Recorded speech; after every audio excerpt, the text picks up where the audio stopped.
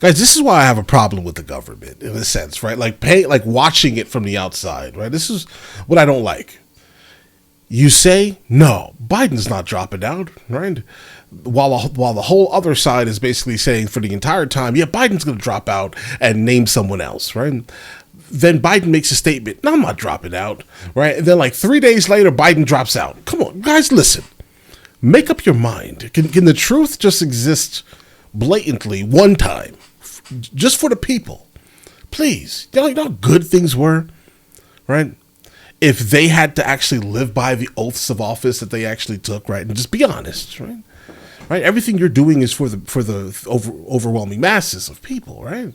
They are, right, or are they not? Okay, but either way, let's go ahead and jump into this immediately. Who are the potential contenders to replace Biden in the 2024 race? We already know what's happening here, guys. Biden wants Kamala. Okay. So what you're basically saying is that the DNC just going to lose, basically, right? If that happens, that's an instant loss, guys. But either way, let's go and check it out. I want to go back to Ryan Nobles just briefly here, because Ryan, part of this moving forward, as Monica laid out, is does Kamala Harris, in fact, end up taking the top of the ticket? If she does, who ends up as her running mate? And if she does not, who else could be in the mix? And there is a slew of names that have been widely speculated about ever since the pressure started to build after that first presidential debate at the end of June. We're talking about people like Gavin Newsom, like Gretchen Whitmer, like Newsom. That's the California governor, right? Oh, God, no. Oh, no. Listen, I'm going to be honest here. I don't like California. I don't like the energy that it exudes. I don't like the fact that it's overpriced. I don't like the fact that Skid Row is just there, right? I do not like the fact that it exists there. I do not like the current state of San Francisco, neither. All the criminality, the overall street fraternities that are basically creating like mobs of people taking from stores. Well, stores are closing down. I don't like the house prices. Okay, it's nuts out there. All right, we do not need the United States of America to turn into California under any circumstance. All right, so if Gavin Newsom is running for president, oh no, you want to talk about losing even faster? Okay. Yeah, it's probably him. It's the California guy. We don't like California out here, guys. At the end of June, we're talking about people like Gavin Newsom, like Gretchen Whitmer, like Josh Shapiro, like Andy Beshear, like Mark Kelly. Talk us through some of what you've heard and the response from these folks, because many of them are out with statements just late today. Very few of them are coming out with. Okay, we got photos. All right, so I know who she is, right? I have no idea who these other people are, bro. Yeah, this is that guy. That's no. Please don't run. Or matter of fact, run. Do whatever you want to do. I just don't want you to win. A full-throated endorsement of Kamala Harris just yet, as you're taking a look here at those potential Democratic contenders, Ryan. Yeah, in fact, to your point, Hallie, the one person on that list that you mentioned, I believe you mentioned him, was Mark Kelly, who is a potential running mate for Kamala Harris. He comes from a swing state of Arizona. He obviously has a very compelling life story as a former astronaut, the husband of Gabby Giffords, who was nearly murdered in an assassination attempt when she was a member of Congress, now represents the state of Arizona. He is out with a full-throated endorsement of Kamala Harris. He says that she is the right person. Full-throated. To defeat Donald Trump and lead our country into the future. What? And that she has his support for the nomination. So Mark Kelly's a potential name on that list. You mentioned others. I think a strong possibility could be Roy Cooper, the governor of North Carolina. North Carolina is a state that Barack Obama was able to win twice, but Donald Trump has gone on to win twice. It's a state that Democrats would love to put in play during this potential presidential election, especially if they start to bleed a little bit with that northern blue wall, the kind of Midwest Rust Belt wall, which Joe Biden was able to sweep last time around. Gretchen Whitmer, the governor of Michigan, is on that short list of someone that could not only potentially be a running mate, but also could potentially be at the top of the ticket if the process is open. That's certainly a name that people would point to. I think Andy Beshear in Kentucky, who is a moderate Democrat, comes from what is a ruby red state, would be at least a compelling story, right? To have somebody from the middle of the country, represents a lot of working class white voters in particular. That's an area where Democrats have seen their numbers bleed quite a bit. He would also be someone that would be a great compliment to Kamala Harris, and also somebody who is young. And it's interesting, Hallie, how just in the last 3 hours, the conversation of this race has flipped completely upside down. Democrats were trying to convince the country for quite a while that an 81-year-old man was fully capable of. No, he's not capable. Yeah, I'm sorry, guys. When it comes to like this age thing, I'm not going to move on it. I'm completely immovable on it. I do think that if you're going to be running for president, you probably should be between maybe 50, I'd say 50, a solid 47 maximum, minimum, and 65.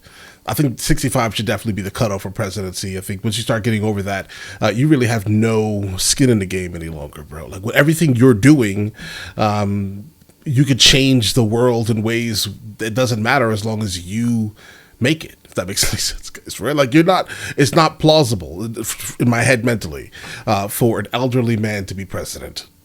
No. For what? President of what? Exactly. He's not going to see it. Whatever he does, he's not going to see the repercussions of it, guys. We need someone young enough to kind of still have some skin in the game, guys. All right? Let's get it. Are trying to convince the country for quite a while that an 81-year-old man was fully capable of still running this country. Now they find themselves running against a nominee who pretty much under any circumstance with any of these names that have been floated as a possible nominee will be much older than any of them. So you could have a young dynamic ticket when you take in Kamala Harris and Andy Beshear and juxtapose that against someone like Donald Trump. Of course, J.D. Vance is someone who is also young. So there are a long list of potential opportunities for Democrats here. The direction that they go in will play a big role in how this process plays itself out going forward. And I do have to say, Hallie, and I think this is an important thing to keep in the back of our minds as we continue to report this out. It's really congressional Democrats that drove this process, right? That's right.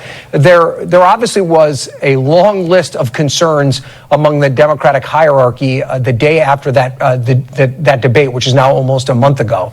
But it was congressional Democrats who started sounding the alarms right away. I remember being on the air with you when you interviewed Congressman Lloyd Doggett, who stuck his nose out there first as the one saying that the party should seriously consider moving in a different direction. And then it was a slow drip of members of Congress who kept this an active conversation. When President Biden came out the Monday after the debate and forcefully said that he was staying in the race, that wasn't enough for congressional Democrats. After the assassination attempt on former President Trump, when it looked like there was going to be another opportunity for these calls to subside and perhaps President Biden could hang on to the nomination, congressional Democrats were not satisfied. They were the ones that were looking at their internal polling that was blaring red lights of concern, not just on the national ticket, but for these down-ballot races, and the real possibility that if President Biden stayed at the top of the ticket, they were in danger of losing the White House, the House of Representatives, and the Senate. And they just did not let it go. And that ultimately, I think, became the pressure point that made it very difficult for President Biden to move forward. And the reason I bring this up is because I think this past practice could be indicative of future results, in that I do believe that it will be congressional Democrats that will be the loudest voices in determining who the next leader of the Democratic Party will be. We've seen those that have come out and supported Kamala Harris do that in a very forceful and affirmative way. I think it'll be very difficult to overcome that, but I do think it's worth looking at congressional Democrats as kind of the indicator of the way this process plays itself out, because they were the ones that asserted themselves and really led to this change. Thanks for watching. Okay. All right. Let's see what this is saying here. Ooh, guys, so pretty much based off of the people that we just saw here, I don't think any of them are interesting. But keep this in mind here. I don't know about. I know about maybe. I think I've heard this guy's name before.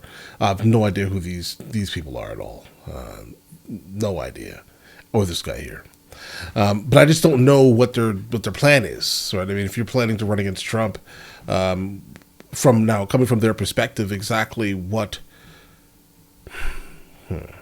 By putting Kamala Harris up there, obviously they're courting the specifically the black woman vote, right? She'll get it. She'll get it almost by default, guys. Almost by default, en masse. I would say high 90% black women in America would vote for her. Most likely also Caribbean people and Indian people. Most likely are just going to go straight for her. Depending on, I guess, those numbers, I mean, that would be how that goes, guys, I guess, right? Like a gigantic amount, and I mean a gigantic amount of black men have left the Democratic Party within the last, couple of years, right? I mean, a lot of the things that they're pushing, really, black men I really have no interest in the first place, generally. And I'm generally speaking, not obviously nothing and no one, no culture specifically or skin tone is a monolith, guys, right? But yeah, that's an issue.